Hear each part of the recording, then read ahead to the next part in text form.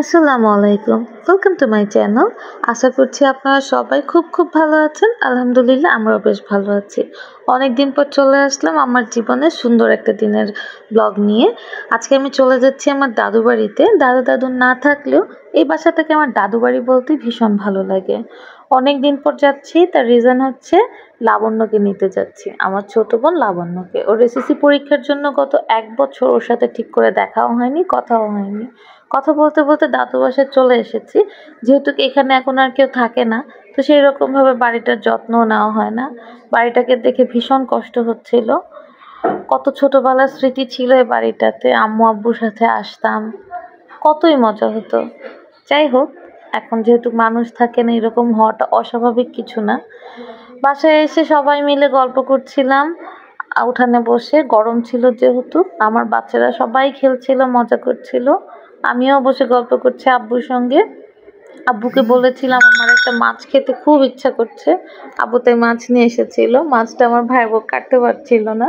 ও বলছিল আমি মাছের আঁশগুলো উঠিয়ে দিয়ে আমি মাছ কাটতে পারবো না। তো এগুলো নিয়ে আমরা আসলে হাসাহাসি করছিলাম।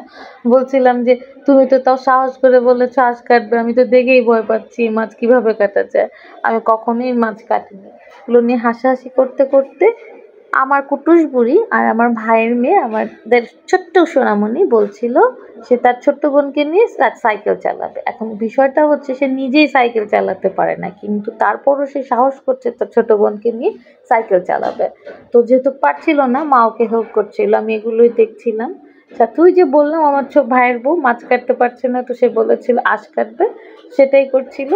এর মধ্যে আমার বড়গুলো বলছিল যে আম্মা আমার ভালো লাগছে না, কি করব। তোদেরকে বলছিলাম চলো গাছ থেকে আম পেড়ে নিয়ে আসি, আজকে আম মাখা খাবো। যেহেতু করে এগুলো কখনোই দেখেনি, নাচেদেরকে নিয়ে সেটাই করছিলাম। গাছ থেকে আম ছিঁড়ছিলাম, ছিঁড়ে আশেপাশে যে কাজিনগুলো আছে তাদেরকে নিয়ে আম মাখা বানাচ্ছিলাম। ওরাই আসলে সব প্রিপারেশন নিচ্ছিল। বাসে গেলে কেন জানি আর কাজ করতে ভালো লাগে না। তো ওরা বসে বসে আম মাখাচ্ছিল আর গল্প করছিল, ওদের সাথে আমিও গল্প করছিলাম। তো গল্প করতে করতে আম মাখানো প্রায় শেষ হয়ে গিয়েছিল। এভাবে নর্মাল সময় আম খেতে যতটা না ভালো লাগে, তার থেকে অনেক বেশি আজকে ভালো লাগছিল। হয়তো সবাই মিলে একসাথে খাবো বলে মানে টানাটানি লেগে যাচ্ছিল। আম মাখা খেতে খেতে এই পাশে আমাদের মানিকগঞ্জের বিখ্যাত পিঠা মোরগ সংসার পিঠা বানানো হচ্ছিল। এই পিঠাটা আমাদের বাসায় সবাই খুব পছন্দ করি। পিঠাটা বানাতে দেখে মনে হচ্ছিল এখনই একটা খেয়ে ফেলবো, এমন সময় মা বলল এই তো ভাজা হয়ে বানানো হয়ে এসেছে, ভেজে দিচ্ছি, দাঁড়িয়ে দাঁড়িয়ে খেয়ে নাও। রান্নাঘরে দাঁড়িয়ে মাটির চুলায় ভাজা পিঠা খেতে অসম্ভব ভালো লাগে। যারা খেয়েছেন তারাই একমাত্র বলতে পারবেন।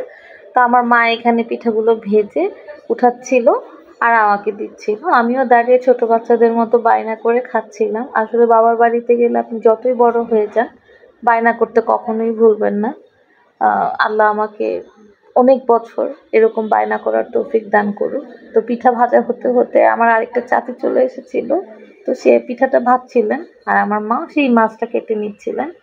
মাছ কাটতে কাটতে আবার আমার ছেলেমেয়ে শুরু হয়ে গেল, তারা ঘুরতে যেতে চায়। তো তাদেরকে নিয়ে আমি আনন্দ মেলায় চলে গিয়েছিলাম। আমাদের বাসার পাশেই আনন্দ মেলা। এখানে বসে আমরা খেলছিলাম একসাথে, ওরাও খেলছিল। ওদের খেলা দেখছিলাম, আমিও একটু একটু খেলছিলাম, আবার দুষ্টুমি করছি। আসলে বাচ্চাদের সাথে থাকলে কেন জানি বাচ্চা হয়ে যেতে ইচ্ছা করে। তো এখানে আরও আশেপাশের বাসার বাচ্চাদের ছিল, ওদের সবাইকে নিয়ে খেলছিলাম। খেলতে খেলতে বাসায় চলে যাওয়ার সময় হয়ে গিয়েছিল। প্রচণ্ড গরম ছিল। এত গরমে আসলে বাইরে দাঁড়ায় থাকা খুবই কষ্টকর। আমি শুধু মনে মনে দোয়া করছিলাম যাতে আজকে একবারের জন্য হলেও বৃষ্টি পড়ে। আমার বৃষ্টিতে ভিজতে ভীষণ ইচ্ছা করছিল। তখনও বৃষ্টি আসলে পড়েনি। যাই হোক, রুমাইসা নাফিসা এরা সবাই খেলছিল।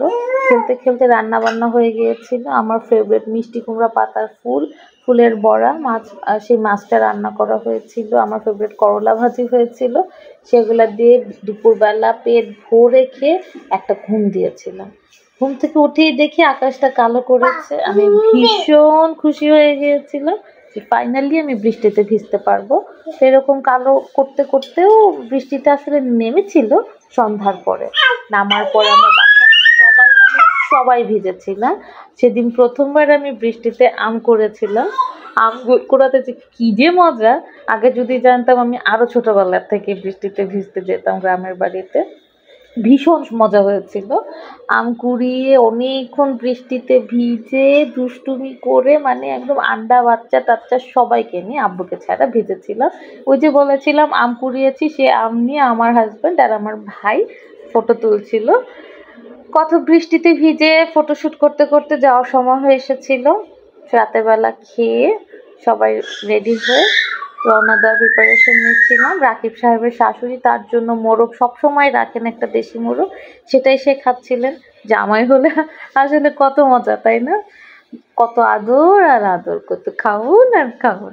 যাই হোক, মন খারাপ হচ্ছিল বাসায় সবাইকে রেখে চলে যাচ্ছে, আবার ভালোও লাগছিল। আমার লাবণ্যকে নিয়ে আমি চলে যাচ্ছিলাম, যেহেতু আমি চা পাগল মানুষ আর আজকে সারাদিন আমার চা খাওয়া হয়নি।